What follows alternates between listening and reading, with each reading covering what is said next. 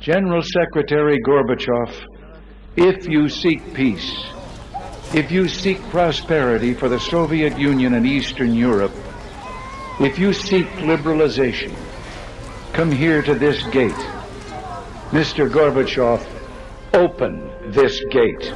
Mr. Gorbachev, tear down this wall.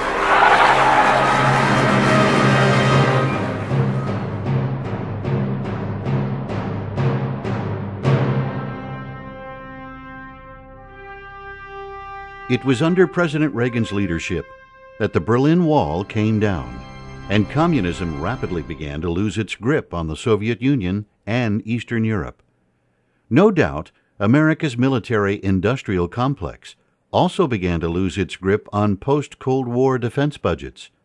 Enter Strategic Defense Initiative, or Star Wars, a proposed defense program that would leverage new technologies while potentially maintaining military-industrial budgets at a level they had become accustomed. Persuaded by the military's industrial complex of the importance and superior benefits, President Reagan approved the initiation of the program called SDI, the Strategic Defense Initiative, which became known as Reagan's Star Wars. The idea was to build a defense system that no enemy could penetrate with nuclear missiles. So how did the idea for Star Wars come about? In this book, we learn about the chronology starting from the end of World War II, the Cold War, the Cuban Missile Crisis, to the fall of the Berlin Wall, and how our military defense arrived at SDI, or Star Wars. The author, Walter H. Parks, was an engineer and aerospace executive intimately familiar with the Star Wars program.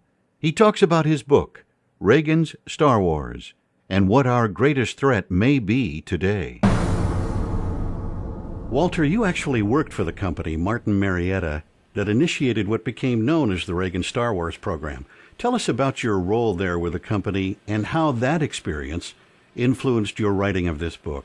Okay, well, I worked at Martin Marietta for about 24 years. I became president of their Tactical Weapons Systems Division.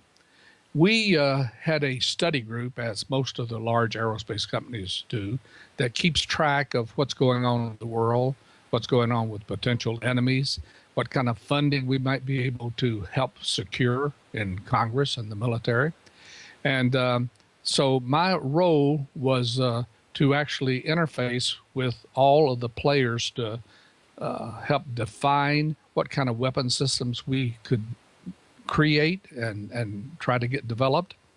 And at one time, I was sent to Washington for 18 months to interface directly with the Pentagon and with Congress. In particular, in Congress, the committees that help describe what funding should be released.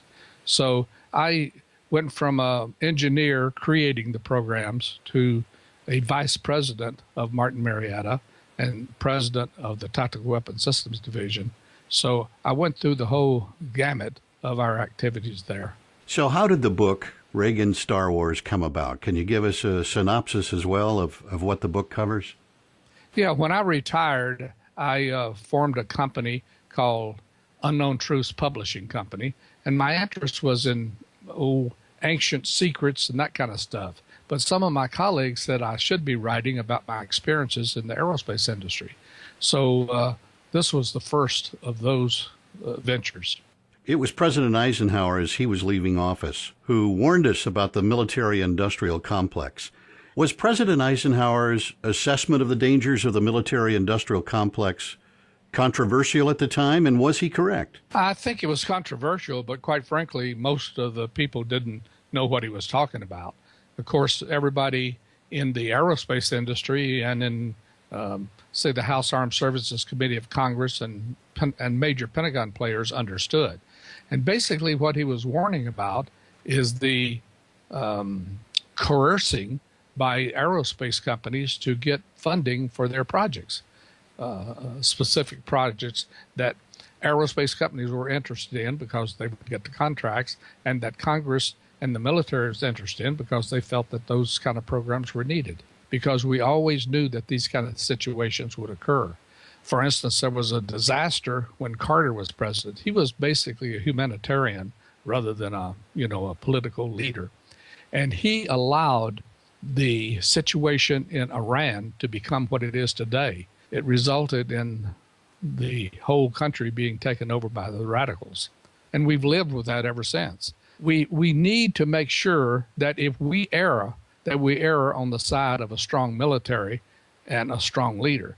Now, I personally am concerned that President Obama is a humanitarian more so than he is a military leader. What we're seeing happening in South Korea now, and what we recognize in Pakistan as a country with nuclear weapons, and they're very, very politically unstable. And then, of course, the biggest fear of all is Iran.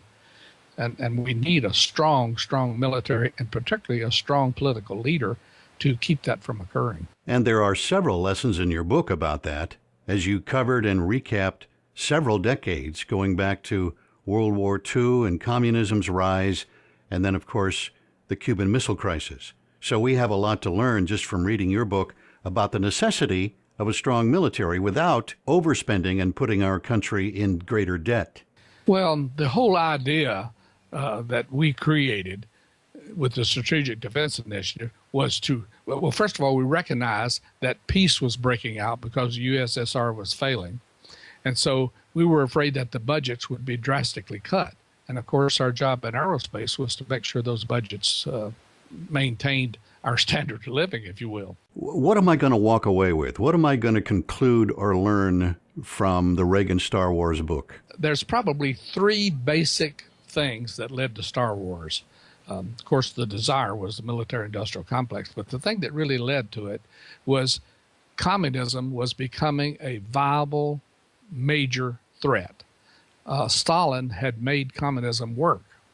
He had done miraculous things. He put up the first Sputnik. He did wonderful things technology-wise. The second thing that was the foundation that really started all of this was Hitler's development of the V-2, which was the first ballistic missile. He had plans that to make it into a 15,000-mile ballistic missile that could attack the United States. So that caused all of us in aerospace to awaken to the fact that there was going to be ballistic missile threats. And the third thing, of course, was our own development of the atomic bomb and the use of it against Japan. Communism as the foe and ballistic missiles and atomic weapons combined to say we needed something drastic. And we needed it in the face of the fact that a lot of people thought that since USSR was failing, that peace was going to break out. And what we recommended was that we advance, leapfrog all of the current technology and start working on vast new technology of the future. And that's what the Strategic Defense Initiative was all about. Do you have any insight as to where our development with the new technologies is today or where it's going?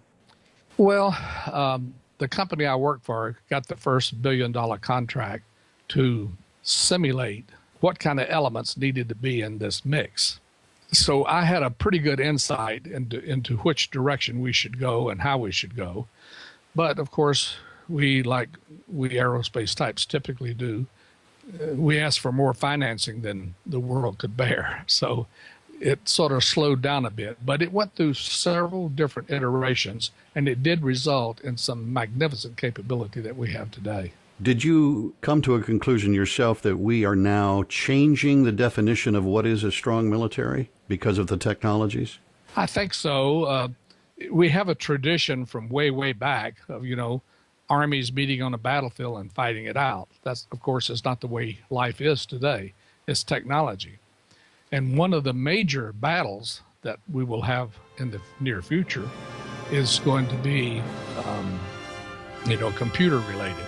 So this kind of technology is going to be the real battlefield of the future, in my judgment. We've been talking with Walter H. Parks, author of Reagan's Star Wars, also produced as an audiobook by audiobookproducers.com.